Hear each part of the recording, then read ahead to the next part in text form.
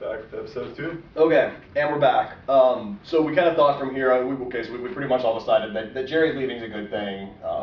Probably wasn't the right decision in the first place. Now that he's gone, and it can't be a bad thing. But we thought we'd talk a little bit about what does a CEO have to do to right the ship. I mean, there are a lot of options on whoever comes in's plate. They can sell the company. They could probably find a suitor out there. Microsoft has formally said, we ain't interested, like we're done. Who knows, right? There are definitely other potential suitors out there. There are other potential acquisitions for them. There are other options that don't include acquiring or anybody. So there are 1,000 different options. What does a CEO have to do at this point to right the ship? I'll comment on that. I think that the biggest problem with Yahoo right now is they have no identity. What is Yahoo? You just said they have 1,000,001 things going on. They're going in 1,000,001 different directions. They're trying to be everything to everybody. The one thing they have in common is they draw a lot of traffic. So no one visited site on the internet. A lot of people go to Yahoo, but there's no one common cohesive like vision, mission. That's what I think the CEO needs to do. He needs to come in there. He needs to figure out what the core of Yahoo actually is, identify it, make sure that mission, vision, direction is clear. He needs to be a leader.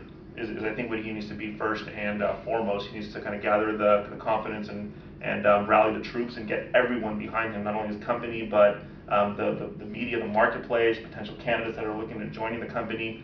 He needs to be their knight in shining armor and lead them on a charge. I look at someone like a Jack Welch, who we did to GE. GE was in a similar boat to where Yahoo is right now. I had 1,000,001 different businesses, some doing well, some doing not well, and he came in and said, I want to, my mission, my vision is to have only the businesses exist within our company that are 1 through 3 in their market. Everything else I want gone. I mean, you do something like that with a Yahoo. I don't know where Flickr is in the photo sharing marketplace, but if Flickr's number 1, you keep them. If they're number 4, get them the hell out of there. Keep 1 through 3, lose everything else, and that's it. I don't know if that's the right answer. I don't know if which businesses you keep, what, but they need a mission, man. They need a vision. They need to know what the hell they're doing. What do you think? I agree and I disagree. I mean, I think that you can't have a successful business with staying to one core thing or one core strength. I think you need to diversify. I do agree with you. I mean, I like the Wells strategy where you keep the top in your business. So I'm cool with Yahoo. I think they canned one of their businesses the other day. I think one of the social networking sites or something like that they got rid of. But I think they need to diversify. That's how fucking Jobs did good. That's how Welsh did good. That's how Eisner did good. Yeah, all the guys that. But although Jobs diversified, right? They got the iPhone, they got the Apple TV, they got the phone, they got laptops and the computers. But at the core of Apple, what's Apple? Apple is a design company. They are 100% first and foremost a design company. That's what they're known to be. What is Yahoo? We don't know. We don't know what they are. They were a search company. And now search is the thing that's probably bleeding them the most. I think they would actually argue they're a portal company, which was one of Yang's, a lot of people argue that was Yang's biggest downfall, was he tried defining them as a portal company. And they said that was really his only innovation, was an already outdated web portal strategy, right? And so where again as that CEO can you take a company who for the last 7-8 years has just tried to be a portal company, the first stop on the internet, but right now they're not positioning themselves. Right now they're trying to position themselves as an open company. I almost see them trying to compete with a Facebook right now. Facebook's trying to be the internet's platform. That's what Yahoo's trying to become right now.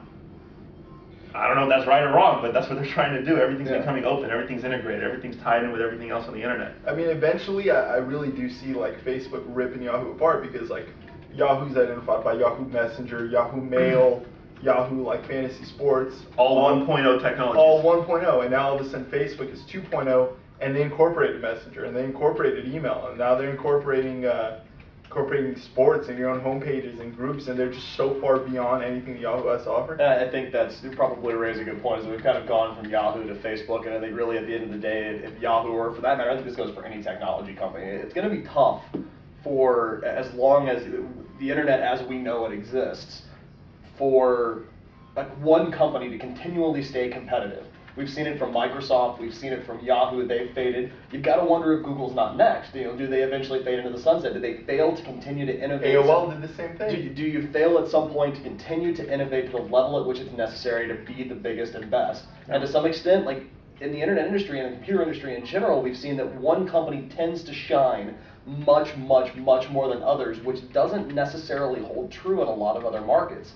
It seems like there usually is like one clearly best player, and then a bunch of other players kind of fighting for the scraps almost. Yeah, and I think that really Yahoo, what they're going to have to do is, and we are beating this example to death, but I think it rings so incredibly true for them, is they've got to, I think to an extent, do what Apple did and almost completely recreate themselves and really rebrand themselves, and they may need to really save themselves, and we're going to start throwing around really cliche terms here, but really become Web 3.0. I mean, I don't know if they can, in a very traditional, Web 2.0. I don't think that as we know it today, that they can go and do anything that's on the web as it stands now that will separate themselves from the herd, that will make them better than Google, that will make them better, even I think arguably than Microsoft's Live initiative.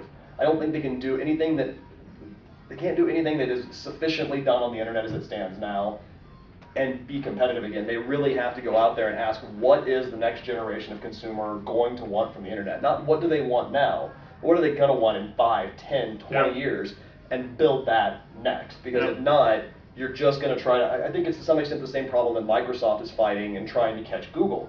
They just keep trying to do core search better. All right, you know what? It's so many more issues than the technology. It's the branding, it's the PR. It's right now people have ingrained in their mind Google's core search. Google is search. Google is search, right? So why are you spending time, money, and resources? And I think Yahoo, again, why would they spend time, money, and resources trying to create a better Web 2.0 platform whenever, frankly, that war is already over. That battle has been fought and won by Google. Maybe they disagree. And the next...